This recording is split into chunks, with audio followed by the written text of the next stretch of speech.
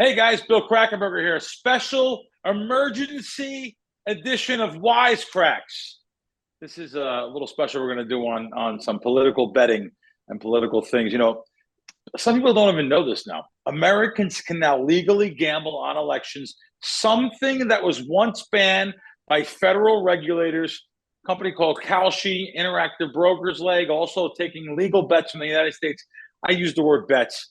I get it. It's buying contracts, but let's just put it down in layman's terms. It's bets. So they have booked over $200 million just on Kalshi alone. They have plenty of liquidity. Kalshi, actually, I just was looking into a couple of videos on them. Wow, they're actually the number one downloaded app on of the finance apps. They've also, they overtook Cash App and stuff, but on a global level, they're just past Facebook and Uber. I was like, this is insane. So I brought him. I brought in a specialist in this field, and he's got a giant following on Twitter with 331,000 followers. Robert Barnes. Robert, thanks for joining me today. Oh, glad to be here, Crack. Yeah, no problem. And let me ask you, I didn't even know, like I said, I didn't even know which state you were in. I didn't know if you were in Nevada full time. Boy, I just seen in the Nevada odds. As a matter of fact, a buddy of mine, Spanky, that puts up Spank odds. He has the odds on every single state up on his app called Spank Odds. And I did not realize that Nevada, what has happened here? I looked here. I had made a copy of this only 2 weeks ago. Nevada was Harris minus 131. Today on Spank Odds, which I say Spank Odds, this is the offshore markets, Pinnacle, Chris, some of the other sports books here. Trump is minus 2-1 in Nevada here.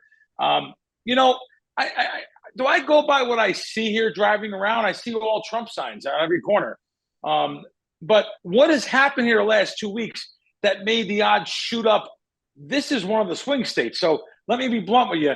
I have to say I'm a value guy. I'm looking at this. I really don't have a dog in a skin in the game, but I'll just tell you this.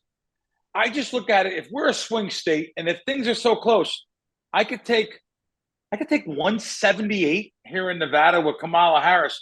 What happened here? What happened here in Nevada? We'll start with that first before we go nationally. Yeah, so Nevada was a little bit more Trumpy than the country in 2020. It was about the same as the country's vote in 2016. It had been a lean Democratic state under Obama in 2008 and 2012. But what's happened in Nevada, and the reason why the betting markets have moved so aggressively, is early voting is very predictive. About 75 to 85% of Nevada voters vote early. And so it's often been a key indicator to who's going to win. And what's happened is in the early vote, for the first time in 20 years at least, Republicans are outvoting Democrats. So that essentially Harris needs to win independents or people who aren't registered as either Republicans or Democrats by something like a 20 to 25 point margin if the trend continues. So that's why people like John Ralston, who sort of leans from the left, but he's been covering this early voting data for going on multiple cycles now and has pointed out how predictive it is. He's saying that Harris is behind here. And what they need is younger voters in Las Vegas, younger Hispanic women, younger Black men in particular, who are really turning out at low rates across the country that lean Democratic. They need them to suddenly show up. Basically, here in Nevada, you can vote by mail until 3 days after the election, according to the Nevada Supreme Court, as long as it gets in there. Or you have a vote on election day. And these groups have not historically voted at a high rate on election day. So it's the turnout that is scaring bettors into leaning Trump in Nevada. And even nationally now, again, I took a photo from 16 days ago.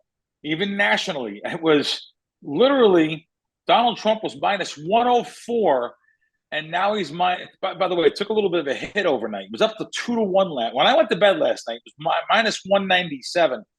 Took a little bit of a hit down to minus 173 right now.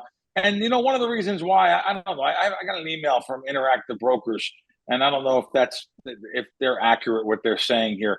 Interactive Brokers, Kamala Harris surges on IBKR forecast trader. Last night, Kamala Harris engineered a surprisingly ferocious comeback on our platform, her probability of winning the election rose from 38% to 44% at 8 p.m. last night.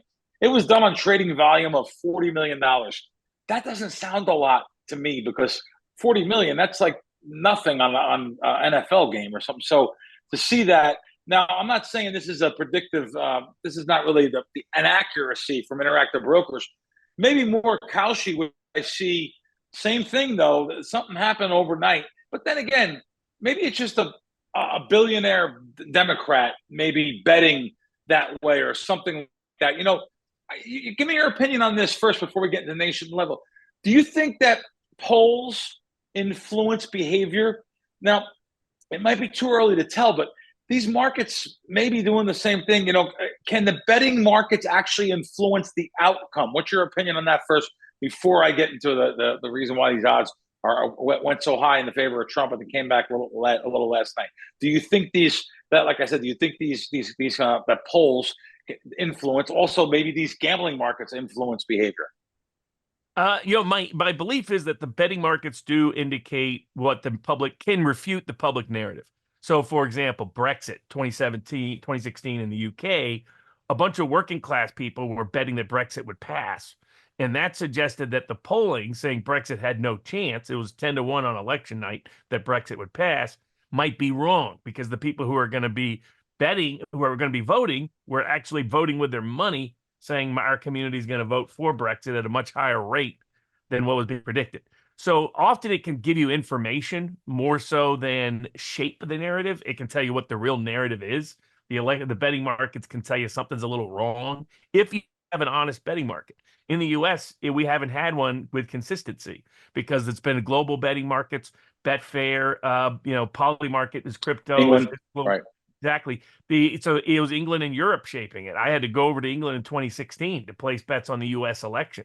Now, ever since Kalshi has come on and Interactive Brokers followed it after Kalshi won their case against the Biden administration to allow election betting markets as trading markets, as kind of like stocks, but in election stocks, that we've seen a shift in the narrative. We've seen a lot more U.S. money come in.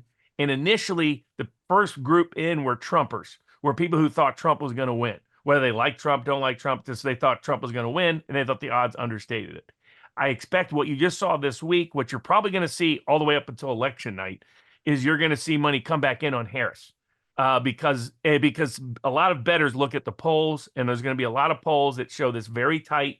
And people like Steve Fezzik are like, hey, polls show it tight. You're getting 2-1, plus 170 on a Harris, not lean into Harris. I think you'll get a lot more money in that way. I think come election day, you're going to have real close Trump trading with Harris in different states and in the nationwide electorate who's going to win. And on election night, you could see crazy numbers. One of my most profitable election betting nights was 2004. The exit polls, which are historically always wrong, leaked out that John Kerry was going to win. George W. Bush dropped to 4-1 on election night. And back then, World Sports Exchange, one of the early online, had political betting markets, made a bunch of money on it. But the polls tend to shape the narrative more than anything, but I don't think it ultimately changes people's views and actual votes, but it does influence the betting markets. And then the betting markets can in turn influence public perception, which can have this sort of cycle effect on the actual election. Now, this company Kalshi, which of course I never heard of, Interactive Brokers, I actually have an account there, so I know them, but Kalshi seems like they're taking the bigger bets. They're more liquid. They have much more. It seems like to me, I looked on both. It seems like that the liquidity is all on Kalshi, and you could bet $1 million. It's not going to change the odds even. So I've seen that just overnight. I was looking at that, but I like to look at the Spank odds. Of course, they have the odds from the sports books offshore, which, by the way, taking ridiculous bets, I'm told. So they're also taking 6-figure bets also, if someone wants to bet that. But the ones that I'm really concerned of is the American ones here, the ones that are actually legal in the United States, because it surprised me that this was passed less than a month ago. Like all of a sudden, it was passed less than a month ago, and to me, I said, "Wow, someone is leading that charge." And it sounds like the Trump, maybe not Trump himself, but it sounds like maybe the right was trying to push that because the Biden administration was pushing back. Am I understanding that? Yeah, exactly. Basically, the Biden administration, depending on your take, didn't want election betting markets to be accessible. So I mean, we've had election betting in America since the beginning of the country. People used to Sure. take, bookies take odds in the 1890s. But what happened was you had World Sports Exchange in 04, then InTrade, an Irish-based company based out of Dublin, 08, 2012. The Obama administration, for some reason, came in the second term and said, we're not going to say that what you're doing is legal. We're going to call it gambling and say it's illegal. Then you get the decision that says the law banning betting across state lines is not within a state, isn't constitutional. And so then election betting markets like Predict It, which is a university-based market based out of Australia, came in, had tons of markets, but real limits on how much you could bet, $8.50 a bet, that kind of thing. But it was had over 100 plus markets in the 2020 election. Then, for whatever reason, the Biden administration didn't like election betting markets. So they legally sued and tried to stop them. And Kalshi took action in 2022 and said, we think this is not really gambling. There's a skill involved. It's more like poker. It's more like sports betting. It's more like fantasy sports than it is a roulette wheel. It's not purely random who's going to win. You can have some predictive skill in this. And the federal court 2 months ago agreed with them. And that's what opened up the floodgates. As soon as the federal court said this is not really gambling. This is more like sports betting than it is pure gambling. And traditional gambling in the U.S. legally is defined as something that's pure game of chance, that you have no predictive skill whatsoever. So legally, it never was gambling, and that's what opened the floodgates. And the first round of money that came in was Trump-oriented money. Now you're seeing Harris bettors come in, and you're probably going to have a real live market all the way. And on election night, you could see wild swings in the markets. You can bet live. People don't worry, right? You can bet live all the way through. Am I correct? Yeah, exactly. You can buy, you can sell. So it's not like there's some advantages with like Bet Online, Bet US, Spank, all those online, Pinnacle, all those offshore books. You can bet on the margin of victory in each state. You can buy. God. But the upside to what you have with Kalshi and with Polymarket, if people are in those markets, is they trade like stock markets. They're live betting. You can buy and sell anytime you want. You may not get the price you want, but you can buy and sell all night. Let me tell you the upside too. They're legal. I'm going to get paid. You're talking to someone that's been stiffed out of a lot of money back in the late 90s and early 2000s from these places. You mentioned one, World Sports Exchange, Jay Cohen, great big site, 3 owners. They were on 60 Minutes. They were giant. They were taking over the world. Wind up stiffing everybody. So, a lot of these kind of places. Now, you mentioned some big ones. I'm not saying they're from what I know, pretty liquid. And but I mean, it did happen. I thought World Sports Exchange was never that was never going to happen. They were in Antigua. They got hit with some scams and stuff, and maybe even the Madoff scandal. I really don't know. I don't remember actually, but they got hit with a lot of things. So they were giant and didn't pay. So at least these places, Kalshi and stuff. And by the way, I was on Kalshi and I'm looking. This might be used as a metric in other things too. Will a hurricane hit in Florida? I've seen, and I thought the Academy Awards. Will TikTok be banned in the United States? These are all things that are on Kalshi. I was like, wow, this is not just an election betting thing. People are downloading the site at a record rate, and I'm like, why? Just for election betting? No, I realize now all these other things. I can't believe they're legalized because it's like the new jurisdictions that have sports betting thrown at them.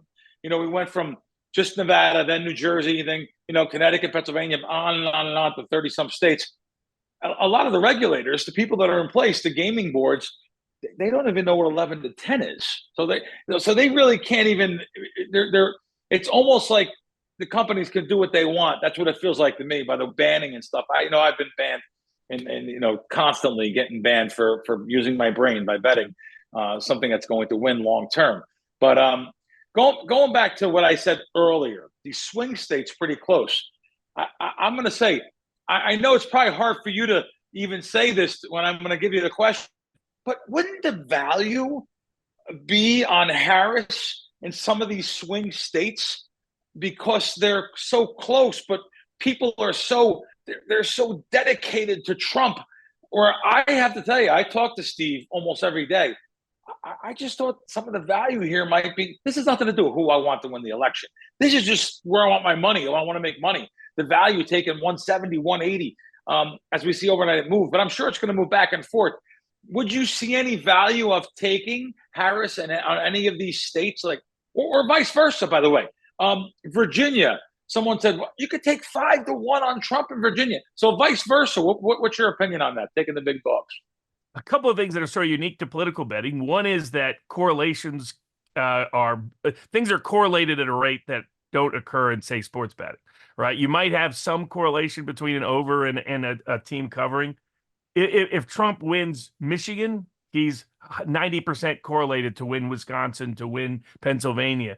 If he wins Arizona by a certain margin, he's 90% correlated to win Nevada. If he wins Georgia, he's 90% correlated to win North Carolina. So you have a lot of these correlations that are probably going to break one way or the other. So I think if you're looking at it from an underdog betting perspective, look at where the underdog odds you can get either way. So if you look at the polling data, you think, hey, this is going to be a close competitive election.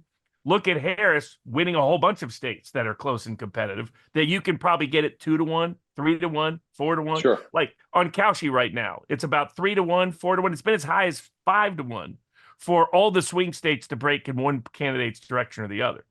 90% of the time, they all do break in one direction or another. So I think that's where some of the profit, no matter which side people feel who's going to win, where you can get value is the correlations are underpriced still in the election betting markets. People think these states are going to diverge in these ways that they just don't tend to do in American elections because you have the same kind of electorate, the same kind of voter in each jurisdiction making the decision, whether it's Mexican-American voters out of Nevada and Arizona, African-American voters trending in a different direction in North Carolina, Georgia, or Florida, or working class, industrial, white, non-Hispanic Catholics in places like Pennsylvania, Michigan, and Wisconsin. So those are probably where you get the best value is the mispriced correlation of events. Now, in terms of between Harris and Trump, I mean, what I recommend is the same as like any power rating. I give an analysis of what I think the probability is that a candidate's going to win. If you think it's a close election, then bet underdog, no matter which way you're going. If you don't believe it's going to be a close election, if you think the fundamentals favor one candidate stronger than another, then there's still value on that candidate. Like I bet heavy on George W. Bush in 2004, bet heavy on Barack Obama in 2012. Didn't care who, it wasn't my vote preference. It was my betting preference. Sure. Because it seemed like 60% was good value or expensive on Obama in 2012. But the numbers that I had suggested he should be more like an 85% favorite. So it's when you do the price point ratio, it's like buying stocks, like looking at spreads. Are you getting good value or not against what your power rating is? And that's how I would do it between choosing the two candidates. But one way you could do it, like Fezzik is talking about, is just look at where there's underdog value. The best underdog value is either side to have a correlated set of events because that's underpriced right now in the markets. Now, let me ask you, what do you see happening in this election from now until Tuesday? By the way, do you mess around with any arbitrage or not really? Like, will this be an arbitrage kind of election for you? You think you can make some doing that which for people that don't realize, but we have a real astute audience, betting both ways on this. Are you doing any of that, and how do you see it? I'm not doing any arbitrage this election because I think the fundamentals strongly point in just one direction. And so I would set the odds much higher on one side than the other. But I mean, like for some people were asking, why isn't there more arbitrage, say, between Polymarket and Cauchy? It's the administrative difficulty of accessing those markets. It's the risk of non-payment if you're a U.S. citizen in Polymarket's case. That's right. So that's why you're seeing disparities that otherwise they would arbitrage like mad. Because I mean, you got 68% here, 56% here. There's a lot of arbitrage value there. And I think as betting markets become more sophisticated in the U.S. with elections, hopefully someday U.S. casinos can actually offer the odds. By the way, MGM is in Canada. You can do BetMGM in Canada and get. I didn't even know that. On the U.S. election. So once that happens, then I think you'll see these markets equalize to limit the arbitrage opportunities. But right now, if you're a sophisticated bettor globally, there's a bunch of arbitrage opportunities if you can time it well. I mean, for example, Trump was as high as 68%. He's been as low as 52% in just the last 2 weeks.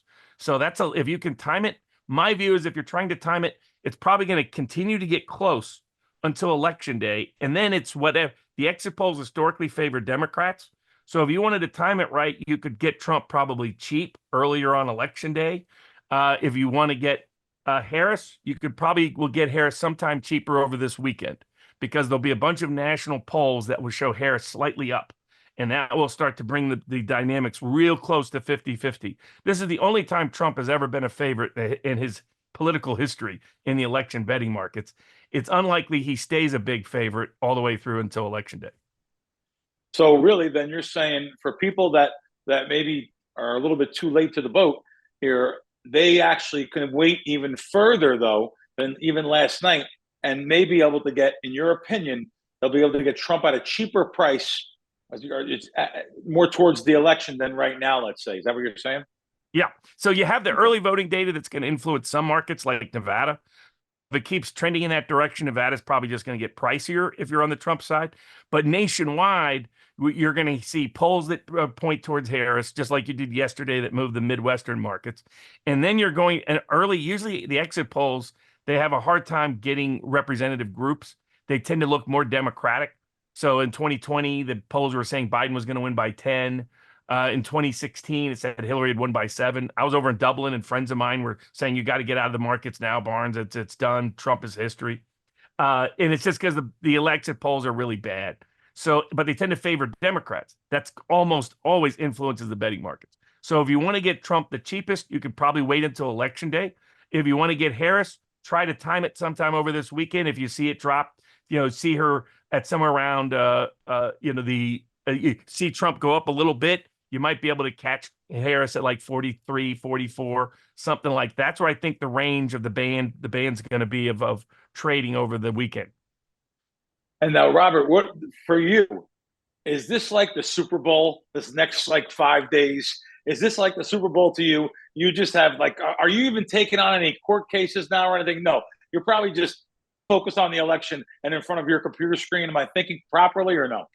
Yeah, 80% of my work, the 2 weeks up until the election day, is on this because I take most of my life savings and I put it on the presidential election, which side, which value I believe I have valued in. Been doing it ever since I was a kid. I was betting pizza money when I was a kid on elections. So but it's also a key revenue stream for me. So it's something I spend a lot of time in, invest a lot of effort in, feel pretty confident in where I'm at. No guarantees because that's the nature of the betting life. But so I want to make sure I haven't missed anything anywhere in the cracks and trying to time it. I love the markets because if I'm sitting there on election night and I see something that's different than what I expected, I can move quickly and either limit my losses or like 2020, I could cash out when Trump peaked. When I realized, okay, this is going to get real dicey. I was able to, get Trump doubled his value on election night in these live markets. I was able to cash out, doubling out profits before it turned after midnight. So but yeah, this is my Super Bowl when it comes to betting. I went to bed 1 a.m, and when I went to bed, I seen that Betfair was like over 5-1 that night when I went to bed. When I woke up, I was actually surprised. So it sounds like you weren't surprised the next morning, 6-8 hours later. It sounds like maybe you thought that could have happened. Yeah, it was because the nature of whenever people think of the election, there's those that are skeptical of what happened, those that are confident what happened. Either which way, once it got really tight, there could be a lot of mail-in votes that could shift the election. That's what was happening in Pennsylvania, Michigan, Wisconsin, Georgia, and Arizona.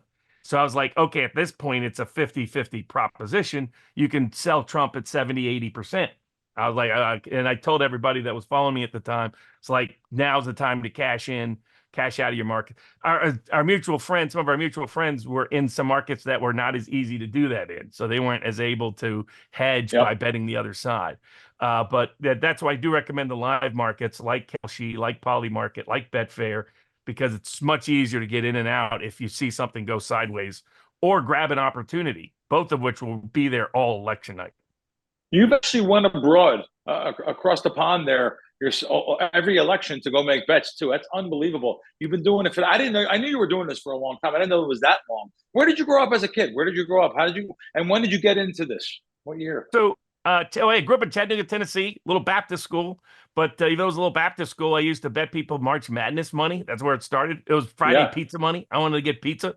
Sure. My family was on the poorer side of poor, so the way to get some real Ditto. money, Huh. yeah, exactly. Well, it was, hey, I could be a little bit better picking games than other people were. So I mean, you're legendary for your college basketball. I was as a little 10-year-old. I was, betting against this team, and I was on early Coach K fan when before Duke was Duke. He was me. He was awesome in the tournament. So that's where it started. And then I got into betting politics just on the side. It became sort of a side habit. And even when I disengaged from public life for a while, I still like betting on elections because I thought I had an edge over the betting markets.